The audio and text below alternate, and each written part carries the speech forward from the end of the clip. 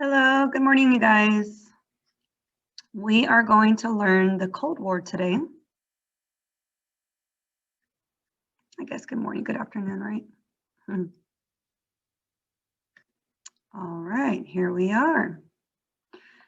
So, the Cold War. The Cold War was actually not really a war, unfortunately. I mean, no, fortunately, that's a good thing. It was a conflict, which was just mainly tensions between the United States and the Soviet Union. And tensions meaning they were just at each other, competing for world dominance, for world influence, just trying to spread their political ideals all around the world. There was a space race, there was an arms race. There were a few times where we were at the brink of war with the Soviet Union. Again, the Soviet Union is Russia. And this actually started in 1945, the same year that World War II ended. It actually started when we dropped the atomic bombs on Japan. When we did that, we made a statement to the world that we were the most powerful country in the world because we have these atomic bombs, therefore everyone should fear us. But the Soviet Union did not fear us whatsoever, but they were very eager to get their hands on the formulas for the atomic bombs, in which they do, and then it becomes us versus them for world dominance and political influence and so forth. So it was us against the Soviet Union. Tensions. There were little wars that happened in between throughout this time period, the Cold War time period. There was a Korean War, there was a Vietnam War, there were other little minor conflicts, but no actual war between us and the Soviet Union, which if it were to have ever happened, because they had atomic bombs or nuclear weapons and we did too, I think this world would have been annihilated, to be honest. So that is that. And it was from 1945 to 1991. That's almost 50 years long that we had these tensions. And that's why today we still kind of have a little bit of tensions with the Soviet Union. The Cold War just ended not very long ago. So 1991 is definitely not that long ago. All right, so it's all about us versus the Soviet Union, democracy versus communism. And democracy, you should know what democracy is. It's right here on the right-hand side. Everything we stand for. Direct elections where we get to elect our leaders, multi-parties, political parties like the Democratic, the Republican Party. There's other types of parties that are minor parties as well. We get to choose, we have options. Free enterprise, you can have a business, you have a lot of control over your business. Government isn't going to control you, isn't going to take away your property. Freedom of religion, freedom of the press and expression. And then the Soviet Union, which stands for communism, which is, all in the Soviet Union, is the total opposite, right? They don't have multi-political parties. It's one political party, it's the communists. The government controls everything, regulates everything, takes away people's private property whenever they want to. They're the ones that determine supply and demand. Religion is strongly discouraged. People can't have a religion. There aren't such thing as churches and religious symbols. People have to do it very secretly, very in private. There's secret police, there's always spies, there's censorship, they monitor the media. In other words, people don't have freedom of speech. They can definitely get in some deep trouble for doing things like that, for going against the government. So that is that. Think of North Korea. That's a really good example of communism today. Cuba is still communist. China is still communist. And there's a few countries here and there that have this type of, political and economic system, which that's what it is. It's an ideology. And what else? And just remember, it's a dictatorship. That's what communism stands for. People don't have any rights. All right, the big question. What do we do with Germany after World War II? how do we avoid mistakes we made after World War I? So if you guys remember, I ended World War II, the PowerPoint, by telling you guys that Germany was divided into 4 regions, right? We didn't want to punish Germany so harshly, but then not pay attention to them and basically, allow dictators to rise to power and take over and want revenge. That's what Hitler did, right? So we don't want another repeat of World War II. So therefore, we had to monitor, we had to divide Germany. So that was all discussed at the Yalta Conference, which was in which these 3 main leaders met. You have Franklin Roosevelt before he passed away. This is February 1945. So this is already the end of World War II. That's the year that World War II ends. Obviously, FDR is still alive. He doesn't pass away till April. And then you have Churchill, Winston Churchill, Prime Minister of Great Britain. And then you have Joseph Stalin, communist dictator of the Soviet Union. So yes, he's a dictator meeting with democratic leaders, but everything was fine. There weren't any tensions amongst the 3. We were all allies. We were all on the same side. We all had the same goal. Let's beat Hitler, the Nazis of Germany. So they not only wanted to divide Germany into 4 zones, but the capital as well into 4 zones. All right, so that's this slide right here. So Britain took a piece, France took a piece, US took a piece, and the Soviet Union, Russia took a piece as well. And they all took pieces that were just basically convenient to them. Like France is right here, so of course they would take the piece that was closest to them. Great Britain is across the water, but it'd be easier for them to access it by water, and so forth.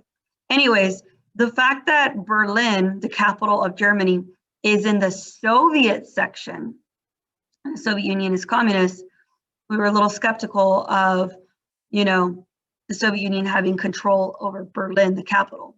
So that's why we divided it into 4 zones as well.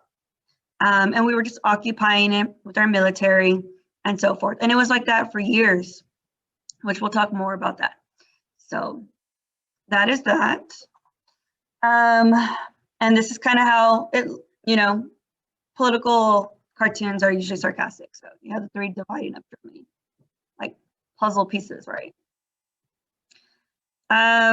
United Nations. United Nations was actually was founded in 1945, also the same year that World War II ended. And that was also another thing that those 3 discussed, Stalin, FDR, and Churchill. Let's recreate the League of Nations, right? The League of Nations, that was what Woodrow Wilson had came up with at the end of World War I, but it fell apart because we didn't join. So FDR was like, let's redo it. We'll give it a new name, and this time the US will join and it will be effective. And it's a peacekeeping organization, an organization of countries around the world that are going to come together. They're going to promise to always be peaceful, never fight, never, allow things to get to war. They will always talk things out and they will help each other. Who wouldn't want to be part of that? If there's a natural disaster, they'll all pitch in, they'll all come to the aid of each other. They're going to try to spread, democracy and political freedoms and other things around the world. They're just going to try to make the world a better, place for everyone. So that was the United Nations, founded in 1945. All right, United Nations, here we go. This was actually on the Star a few years ago. So like this actual political cartoon. The United Nations at the top of the world trying to keep the world together, but it's divided, it's falling apart. You have so many different ideals. Countries want to do their own thing. They don't want anybody getting in the way. And we're just trying to keep the peace. Does it always work? It doesn't always, but it has definitely helped a lot and has prevented tons of wars. Or we probably would have had way more wars. All right, so, and there's about 192 members, I believe, 192 nations that are part of the United Nations. They all have a representative, they all have a voice, they all vote on international ideas. And the headquarters is in New York City. And that, there's this really cool video. You guys should watch it. I can't show it to you because I have to move on, but you guys can always go back to it. All right, the Potsdam Conference. So in the summer of 1945, a few months after the Yalta Conference, there was another meetup between these three leaders, except FDR is not present because he passed away in April, but it's now the summer. So remember, his vice president took over, which was Harry S. Truman. And so it's Truman, Winston Churchill, and Stalin. And they're talking, by this time, the war has ended with Germany. It has ended. And they just want to go ahead and, emphasize the things that were first stated at the Yalta Conference, United Nations. But you know what? At this time, we're still at war with Japan. And it was very personal. It was us versus Japan. So that was another thing that was discussed. But this is when things go south with the Soviet Union. All right, because remember, the Cold War is us versus the Soviet Union. It's democracy versus communism. Truman at first versus Stalin. And this meeting just gets really ugly. And not that there was a huge, argument, but Truman rubbed Stalin the wrong way. And Truman basically kind of hinted to Stalin that we have a very, very powerful weapon that we plan on using on the Japanese if they don't surrender. We didn't want to give them any details because, of course, this is the Manhattan Project and it's very secretive, right? But he was very boastful and he was like, we're pretty excited that we've come up with this. We've been working on it for 5 years. It can, cause mass destruction, massive casualties. And like I said, we'll use it if we need to. We can't share many secrets. It is a work in progress, but we're pretty proud of this. So Stalin became very curious and was like, what is this that Truman is talking about? What does the US have? I want it. Like something that can wipe out a civilization. I want my hands on it. And Truman wouldn't tell Stalin anymore. And then that's when Stalin made it a plan, made it a goal to try to get a hold of the formulas, or just to get a hold of what we were, stirring up here in the United States. And he does. He successfully, later on, he successfully does. He plants spies in the US. They work for the Manhattan Project. They get the formulas for the atomic bombs, and they pass it over to the Soviet Union. And the Soviet Union creates their own atomic bomb. Not until 4 years later. Okay, so what was the Cold War? Which two countries were involved? So remember, the Cold War, it wasn't an actual war. It was tensions, right? For 50 years, basically, between the United States and the bear actually symbolizes Russia. But Russia had a different name, the Soviet Union, right? All right. When did the Cold War begin and end? So remember, it began the year that World War II ended when we dropped the atomic bombs. That's 1945. And it goes on for almost 50 years. So 1945 to 1991. That is your answer. What event marks the beginning of the Cold War?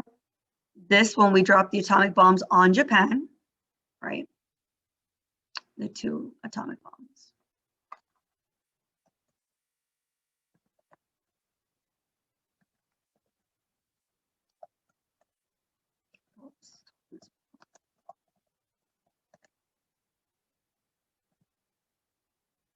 Okay. How do I submit this? Okay. What is the United Nations? What is their goal? Remember, the United Nations is an international organization that is meant to keep the peace around the world. It's a promise to each other that they will not fight each other.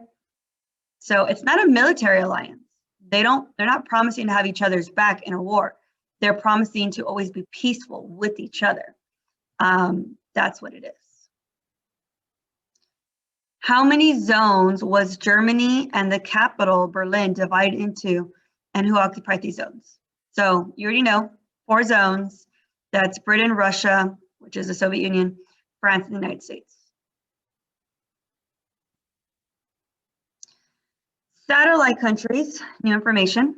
So satellite countries stands for communist countries. Countries that turned communist in Eastern Europe, like this is Europe. You can't see all of it, of course, but this is the eastern part, which is closest to the Soviet Union, to Russia. And these countries all turned communist with Stalin's influence, like Joseph Stalin, the dictator of the Soviet Union, right? Communist dictator.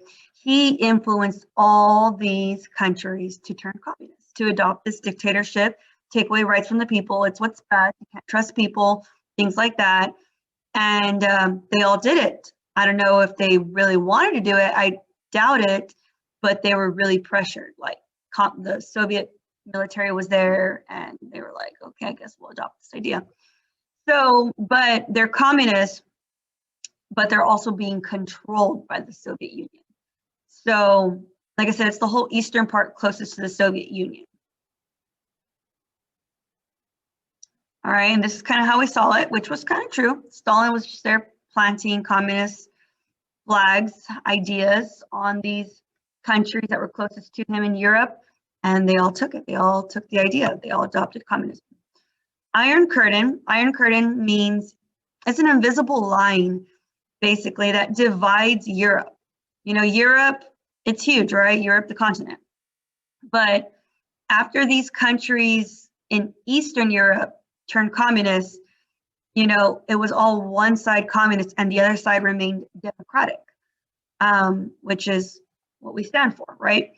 So just the fact that there was this long division, it was like there was an invisible line that divided the continent, the Iron Curtain. And it was something that was, it was a phrase first used by Winston Churchill. He gave a speech and he said there's an Iron Curtain that is dividing Europe right now between communism and democracy. All right. There we go. This was our fear that the Soviet Union stands for the Union of Soviet Socialist Republics, but that's pretty long, so we call it Soviet Union, right? But yeah, they were trying to spread their communist ideas all over the world. What were satellite countries? Satellite countries, remember, they're countries, communist countries in Eastern Europe that were controlled by the Soviet Union. The Iron Curtain created a division across Europe. What was the division? Remember, democracy on one side, Western Europe was democratic, while Eastern Europe was communist. Here's some videos. All right, we're actually going to continue a few more slides since I'm kind of wrapping this right now. In 1956, which is, we're into the Cold War, we adopted this phrase on our currency, "In God We Trust," and we adopted that because of the intense, you know, tensions, hostility with the Soviet Union. And we know the Soviet Union doesn't allow freedom of religion. They don't believe in God. They're atheists, and we're the complete opposite. Or at least we allow freedom of religion. So we adopted that, and it was a reminder for Americans that, you know, God is the one who, you know, we put our trust in and allows us to have this currency and to live well and have freedoms and things like that. Containment. So all throughout the Cold War, those 50 years, 1945 to 1991, we had this policy, this US policy, which was called containment. And containment means to keep something from spreading. Contain it. It's like when we get sick and we're at home, we try to contain ourselves. We're like, we don't want to get the whole family sick. We don't want everyone in the household sick. So we kind of lock ourselves up in the room, right? We keep the virus from spreading. Well, this is like a metaphor for communism. We didn't want countries to turn communist. We didn't want them to, you know, just abandon democracy, which we feel is the true way of life, you know, people having rights, people getting to choose their leaders. You know, it's all about the people. So we knew that the Soviet Union was just influencing as many countries as possible to turn communist. So we adopted this idea, you know, we don't want any more countries at this point to turn communist, and we're going to make it a goal to stop countries from turning communist. It's pretty stupid, right? We went to other countries, and if we knew that they were turning communist, they were going through a revolution, there was a civil war in that country, we got involved. And we were like, let's stop it. Like, let's try to help that country get back on its feet and remain democratic. We don't want a world of dictatorships. Plus, they're all going to team up with the Soviet Union, and that could be dangerous. So containment means to just, you know, it's our policy, our goal to stop the spread of communism to any more countries. And this was kind of like after those Eastern European countries were communist. All right, why is the US concerned about Turkey and Greece? So everything in red is what turned communist, right? Soviet Union, all these other Eastern European countries. And then you have all these democratic. Now, if they're close to the Soviet Union, like geographically, there's a good chance that they might be influenced by the Soviet Union to turn communist. So you have Turkey right here and you have Greece, very close. All of these have fallen one by one, trickling down. And now Greece and Turkey, at this point, they start to go through some issues where people want their country to be communist. They want to join the Soviet Union. They want to be part of this idea. And it becomes very, like, you know, tense in that country, in those two countries. And we, of course, our policy containment, keep countries from turning communist. We get involved with Turkey and Greece, and we try to just help them, prevent them from turning communist. So the Truman Doctrine, named after President Truman, right? He comes up with this policy that we are going to offer money, economic or military aid. So money or military would be weapons to any country under the threat of communism. So if there's any countries that are being faced with communism, there's a civil war going on, like, you know, maybe the Soviet Union is trying to get involved and trying to pressure these countries to turn communist. I think it's the best way, the right way to do things. And if those countries need our help, we're going to give them the help they need. If they need money to buy weapons, to build up a military, if they need weapons themselves, like they don't have any weapons, but they need to fight off these communists in their country from trying to overthrow their government, we're going to give them what they need. So that's the Truman Doctrine. So Turkey and Greece took advantage of this, and they remained democratic. So the Truman Doctrine, we're willing to give economic or military aid to any country that is faced with the threat of communism. There, Truman is signing the doctrine. All right, new topic. Look at Europe after World War II. Just completely destroyed, right? Economies are destroyed. I mean, you have, I don't know, I used to know exactly which picture was which, but you have like France, Poland, Great Britain. I'm not sure what the other one is. But anyways, maybe Belgium. But completely destroyed, and they need help. And we know that it's going to be years before these countries can get back on their feet to rebuild their economies. I mean, this is going to take forever. So we want to help them speed up the process. If you remember, after World War I, same thing happened in Europe. You know, Europe was destroyed, and then they went through a depression, right? While we were going through our roaring 1920s, Europe was too busy trying to build their economies, and the people became depressed, economically depressed. There were no jobs, there was no money, there was no food. And what did that do? They became desperate, and it only allowed dictators to rise to power. So let's see. We came up with the Marshall Plan, a way of helping Europe rebuild their economies. So it says right here, can we afford to help Europe? It's going to be expensive. to give money to European countries to rebuild their economies. I mean, look at this. This is not going to be like, you know, thousands of dollars. This is going to be like trillions. Can we afford not to help Europe? We don't want dictators rising to power and just having a repeat of World War II, right? So let's help them get back on their feet so they can be stable again, right? So that's the Marshall Plan. That's named after George Marshall. Remember, he was the organizer of victory after World War II. I mean, during World War II. So it was his idea, and we actually gave $13 billion to these countries, all the countries with the dollar signs. They're all the ones that took up our offer. We offered them, we're like, hey, you need money, we'll help you rebuild your countries. And they did it. So they took it. I mean, who doesn't, right, resist free money? And look at this. With the money that we gave these countries, they went from before and after, right? Before, destroyed, after, rebuilt. In a matter of years. This is 1947 that, you know, 2 years after World War II, it looked like this. By 55, what, that's like 5, 6, 7, 8 years later, they're already back to normal, like the way it was before World War II, right? So Marshall Plan gave money to European countries to rebuild their economies, but it also was an agreement that they'll also promise not to turn communist. It's like, hey, we're giving you money. Remember who's giving you money. You're also going to be faithful to democracy. All right, here's the Marshall Plan.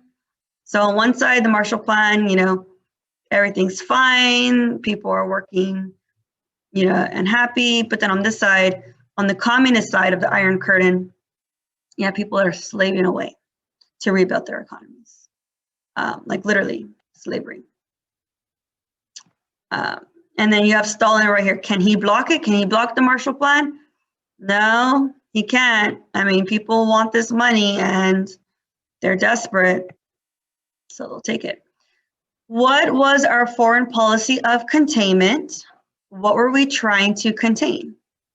That one's easy. We were trying to contain. What did we not want spreading to any country? Like, you know, we wanted to stop this idea from more and more countries adopting it. Communism. What was the Truman Doctrine? How were we willing to aid other countries? Remember the Truman Doctrine? It was a U.S. policy in which we were offering aid in the form of in the form of economic, money, or military aid, weapons, to any country that wanted it, that needed it, to fight off communists or communism in their country. So remember. And then don't forget, Greece and Turkey took up our Truman Doctrine offer. What was the purpose of the Marshall Plan? Remember, to rebuild Europe, right? So the before and after. It gave money to Europe, to European countries, and they had a promise to also stay democratic. All right, question 11. The Cold War is all about democracy versus communism. What are some characteristics of a communist society? Think of North Korea, think of China, think of Cuba. We know that they live in a very strict society under strict government control over the people. And, you know, one of the main examples would be, or characteristics would be, a dictatorship. That's one. People don't have any freedom of speech. They don't, they aren't allowed to have a religion. Religion is strongly discouraged. You know, one political party, no elections. People don't get to choose their leaders. No private property. I mean, there's a ton of examples, tons of characteristics of what communism is. But I think North Korea is definitely the best example. All right, a divided Germany. So as you guys know, that Germany was divided into 4 zones after World War II, right? So it looked like this. Well, actually, this is Berlin. This is the capital. Darn it. All right, my bad. Okay, right here.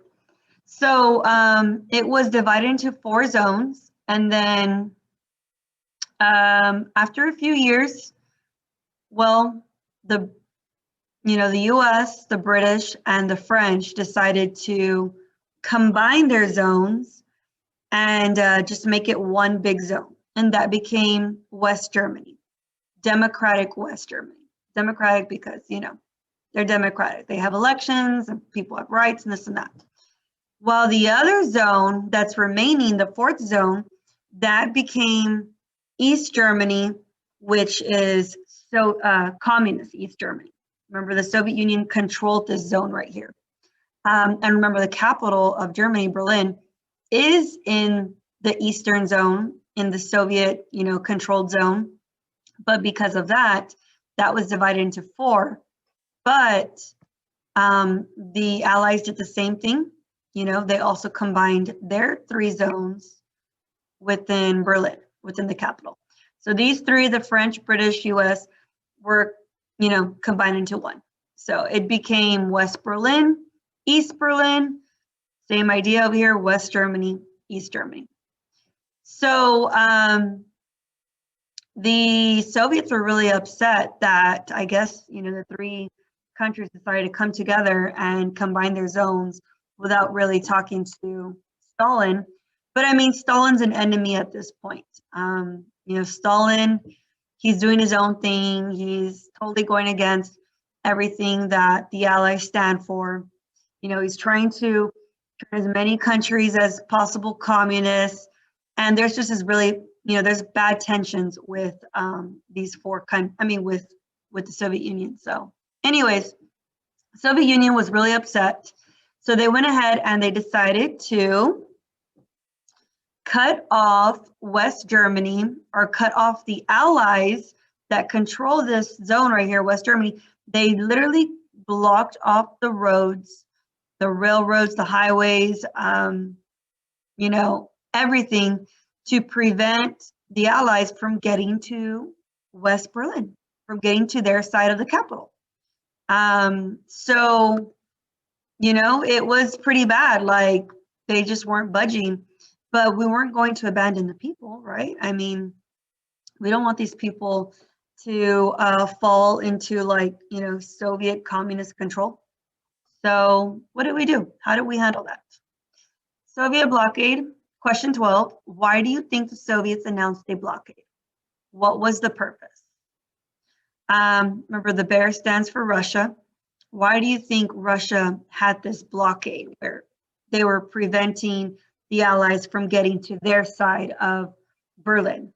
Why would they want to do that? Well, based off of this political cartoon, it looks like they want the capital all to themselves. I mean, it's the capital of Germany. That's where the leaders are. If you control the capital, I mean, you have control over the whole country, right? So that's why, to have full control over Berlin, and that way the Allies can just abandon their land, their part, their zone. All right, so of course we weren't going to abandon the West, Berliners or the people living in West Berlin. So we can't drive, and there's no way that we could go by water. So we went ahead and we just performed this massive airlift where we were just using airplanes and we were delivering supplies to West Berlin. Now remember, this is war-torn Germany, and of course their capital, Berlin. It is the job of these four zones to provide for the people that they're controlling.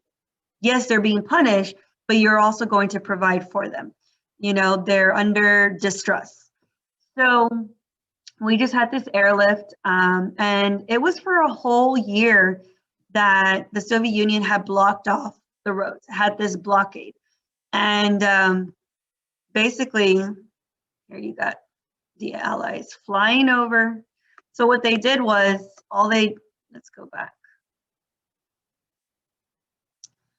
All they did was just fly over East Germany and get to their side right here in West Berlin. Because remember, the roads are blocked off, but they need to get to their people in West Berlin.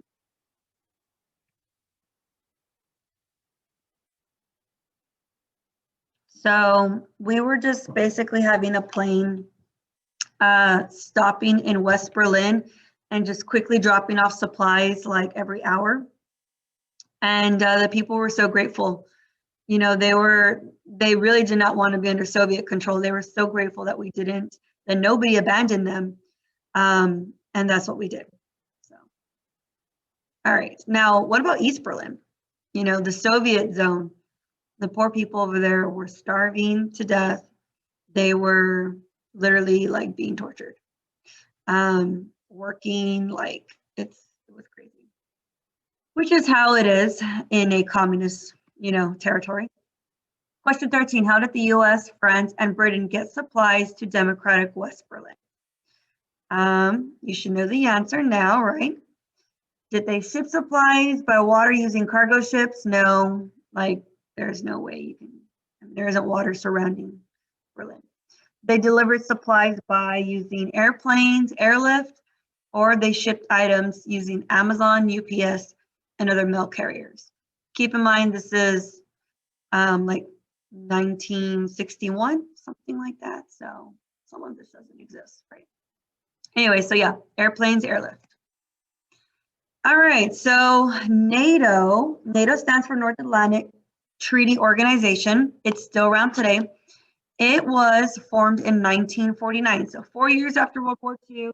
We're now in the Cold War at this time. And because communism is spreading like a wildfire, you know, throughout Eastern Europe, many other countries are falling to communism. China at this point has fallen to communism. It's like a domino effect, and it's getting pretty tense, you know, within the world. You have communist countries, dictatorships going against democratic ones. So the United States, Canada, and 10 Western democratic European countries decided to form a military alliance, an actual, you know, formal military alliance. And you know what a military alliance is, right? When you promise to have each other's back in a war. So, and like I said, it was because of the threat of communism that was growing, especially in Europe. You know, many Western European countries were very scared that a war could happen any minute with the other side of the Iron Curtain. So they formed this military alliance. And like I said, it's still around today. There's 28 members now. We still have this treaty. So how do you think the Soviet Union felt when they found out about NATO, that the United States, Canada, and 10 Western European countries, the ones in blue, decided to form this military alliance? Well, they responded by forming their own military alliance. They're like, all right, you want a military alliance? All right, we're going to get one too. And of course, it was communist countries that, of course, teamed up with the Soviet Union, and it became known as the Warsaw Pact. So Warsaw Pact, you got to say that slowly. And that was around from 1955 to 1991. It dissolved in 1991. That's actually when the Cold War ended. But like I said, NATO is still around today. All right, so, and as you can see, NATO blue, Warsaw red. China falls to communism, and that was a slap in the face for everyone, because China is a huge country, not just geographically, you know, or physically, you know, population-wise, economically, like that's a very large country, and they turned communist. And it was very, very scary, because we're like, dang it, Russia. Then you got Eastern European countries.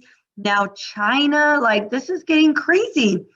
And, you know, it was after China that we, you know, started our containment policy, like contain communism, you know, don't let any more countries turn communist. I think it would have been impossible to stop China from turning communist. But after that, that's when we were like, all right, that's it. Like, if another country tries to fall, we're going to stop them. And that's how the Korean War begins. All right, so by this time, once China turns communist, 1/4 of the world is officially communist, and that's pretty scary. All right, here are some videos that you can watch. Question 14, what was the name of the alliance system formed by the United States, Canada, and 10 European countries during the Cold War? That is NATO. Question 15, how did the Soviet Union and other communist countries respond to the formation of NATO? Did they begin to bomb Western European countries because they were so upset? Did they impose an embargo in which they stopped trade to NATO countries, or did they form their own alliance, the Warsaw Pact? And that is your answer. They formed their own alliance.